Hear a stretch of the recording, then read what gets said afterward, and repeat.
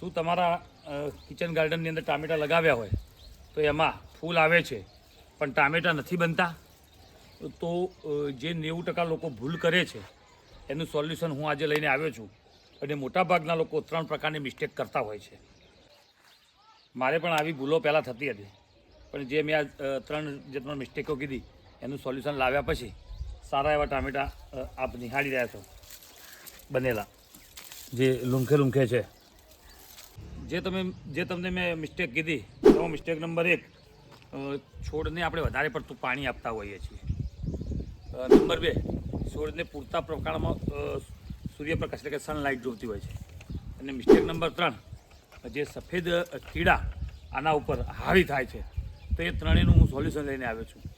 એમાં mistake number 1 કે જે પાણીમાં આને નહિવત પ્રમાણમાં પાણી જોઈતું હોય છે. બહુ અતિશય પાણી પણ નથી જોઈતું હોતું. ઓછું પાણી આપવાથી એનો મૂળનો વિકાસ સારો થશે, એ આપ નિહાળી રહ્યા છો. મિસ્ટેક નંબર 2 કે જે સનલાઇટ 5 થી 6 કલાક છોડને જોઈતી હોય છે. તો એવી જગ્યાએ તમે જો કુંડામાં વાયા હોય તો એવી જગ્યાએ તમે બાલ્કનીમાં કુંડા રાખો, તો જેથી કરીને એને સનલાઇટ જે પૂરતા પ્રમાણમાં મળી રહે. અને મિસ્ટેક નંબર 3, જે કીડા હોય છે, તો જે આપણે લીમડો કહીએ તો એના પત્તા પાણીની અંદર ઉકાળી દો અને એ ઉકાળેલા પાણીને તમે ગળીને તૈયાર કરો અને એનો સ્પ્રે કરો, જે હું આજે તમને બતાવવા જઈ રહ્યો છું. આમની અંદર ઉકાળેલા લીમડાના પાનનું પાણી છે. આપણે આ રીતે એનો છંટકાવ કરવાનો હોય છે. અમારા આ જે ટામેટાં લાગ્યા છે એમાં જે તમને વ્હાઈટ કીડાની વાત કરી એના કારણે અમારે આ થોડો વચ્ચે સુકારાની અસર થઈ હતી, જે આપ નિહાળી રહ્યા છો. અને એના પછી મેં આ સ્પ્રે તૈયાર કર્યો. ઘરની અંદર શું કર્યું તો એક મોટું તપેલું લીધું, એમાં પાણી ભર્યું અને મારે તો લીમડો હતો તો લીમડાના પાન લઈ અને એની અંદર નાખ્યા પછી બરાબર ઉકળવા દીધા.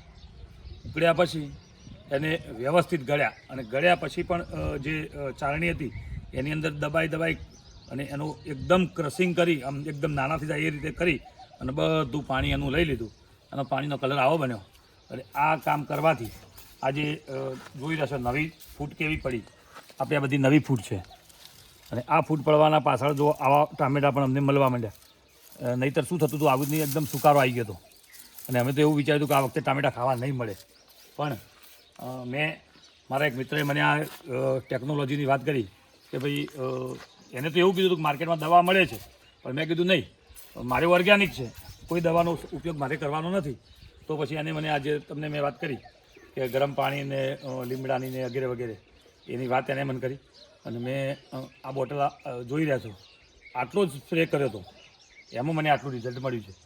હવે તો હું મારા બધા આખા કિચન ગાર્ડનના બીજા પાકોની અંદર પણ આ સ્પ્રેનો ઉપયોગ કરું છું, જેથી કરીને વ્હાઈટ કીડા એકદમ ખતમ. આ કરવાથી જે કોઈ પણ પ્રકારની ફ્લાય અથવા સફેદ કીડા જે જંતુ આને નુકસાન કરતા હશે એ બધા દૂર થઈ જશે.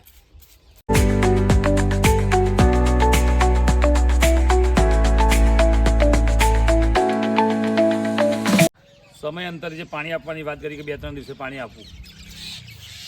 નંબર 2 કે જે સનલાઇટની વાત કરી તો એને 4-5 કલાક કે 6 કલાક સૂર્યપ્રકાશ મળી રહેશે. અને આ સ્પ્રેનો સમયસર છંટકાવ કરશો અઠવાડિયામાં 2-3 વખત આપણે છાંટી શકીએ. આનાથી કોઈ નુકસાન થવાનો નથી. આ પેસ્ટિસાઇડ દવા નથી, બરાબર, ઓર્ગેનિક કહેવાય. તો આ કરવાથી 100% તમને તમારા ટામેટાનો છોડ તમને રિઝલ્ટ આપશે. સાથે એક બોનસ ટીપ પણ તમને હું આપું છું. તમારો નાનો ભાઈ કિચન ગાર્ડન જે યુટ્યુબ ચેનલ છે એના માધ્યમથી, તો આની અંદર તમે ગૌમૂત્ર, એની અંદર ખાટી છાશ અને ગાયનું મળ એટલે કે છાણ એનું લિક્વિડ બનાવી અને એ પણ તમે મૂળમાં પણ આપી શકો છો અને આવી રીતે છાંટવું છે તો પણ છાંટી શકશો. તો એનાથી તમને 100% રિઝલ્ટ મળશે. તમને મેં આગળ બતાવ્યા એ અમારા 6 મહિનાના થયેલા ટામેટા હતા અને આ નવા ઉનાળા માટે અમે ટામેટાના છોડ લગાવ્યા છે. ટામેટાના લગાવવામાં એક ધ્યાન રાખવાની એવી હોય છે કે છોડને જો આ રીતે દોરીથી બાંધી અને ઉપર ચડાવો તો જ તમને યોગ્ય પ્રમાણમાં ફળ આપી શકે. એની અમે તૈયારી કરી છે. અમારી પાસે લીમડો છે, બીજી બાજુ એક ટેકો આપ્યો, આ દોરી લગાવી અને આ જે 5-7 છોડ લગાવ્યા છે એમાં એક છોડ વધારે મોટો થયો છે અને બંને એના એક આ લગાવ્યું છે, અને બીજા છોડને પણ આવી રીતે દોરીથી બાંધવાના છે. અને આ વિડીયો અહીંયા સુધી તમે જોયો હોય તો કમેન્ટમાં રેડ ટામેટા એવું કંઈક લખીને મૂકો, તો જેથી અમને ખબર પડે કે અમારા વ્યુઅર્સો મિત્રો અમને સ્વીકારી રહ્યા છે. આ વાત હતી ટામેટાની. હવે નેક્સ્ટ વિડીયોની અંદર હું તમને એક ટિપ્સ આપવાનો છું, જે દાણા 12 મહિના આપણે કોઈ પણ શાકભાજીમાં નાખવાના હોય છે તો એ કેવી રીતે ઉગાડવા એની પણ વધુ માહિતી હું તમને આપવાનો છું. તો અમારી ચેનલને સબસ્ક્રાઈબ કરો, લાઈક કરો અને શેર કરો.